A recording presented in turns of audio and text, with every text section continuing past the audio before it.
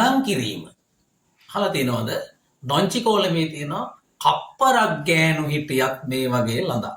කප්පරක් සංඛ්‍යාව. හැබැයි කප්පරට බින්දු කීයද කියලා අපි දන්නේ නැහැ. කප්පරක්.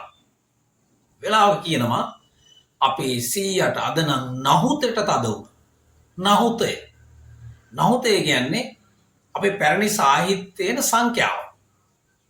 බෞද්ධ සාහිත්‍ය තුළ තියෙනවා සාරා සංකේය කල්ප ලක්ෂයක් මුළුල්ලේ පාරමී දන් පිරුවා බෝසතාණන් වහන්සේ. අසංකේය සංඛ්‍යාවක් නැහැ.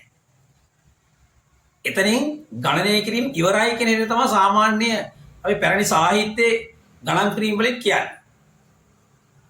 අලුත් තාලයට අපි කියනවා 100 1000 10000 ලක්ෂය මිලියනේ බිලියනේ ට්‍රිලියනේ. පැරණි ඉතිහාසයේ විශේෂයෙන් බෞද්ධ ඉතිහාසය තුළ සංඛ්‍යා ගණනය කිරීම බහලා තියෙනවා.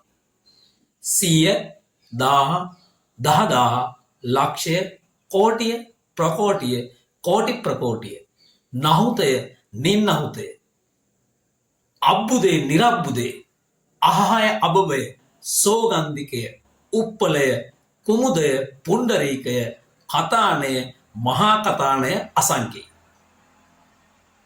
මේ වගේ සංඛ්‍යා අපේ විශේෂයෙන්ම පැරණි සාහිත්‍ය තුළ බෞද්ධ සාහිත්‍ය තුළ මේ ගණනය කිරීම තියෙනවා.